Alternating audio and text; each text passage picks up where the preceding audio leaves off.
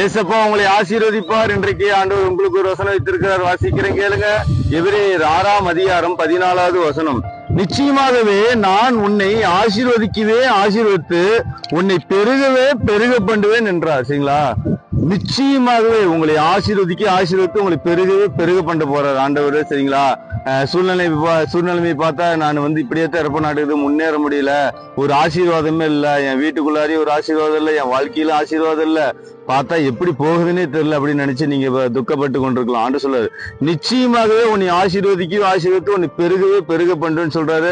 நீங்க சோர்ந்து போகாதீங்க. எந்தெந்த இடத்துல நீங்க வெக்கப்பட்டு போனீங்களோ அதே இடத்துல ஆண்டவர் உங்களை உயர்த்துவார். நானும் கடந்த வந்த நாட்கள்லாம் இதை வெக்கப்பட்டு போயிட்டேன், நம்ம வாழ்க்கை அவ்வளவுதான் அப்படின்னு சொல்லி நான் ரொம்ப சோர்ந்து போய் வேதனையா இருந்தேன்.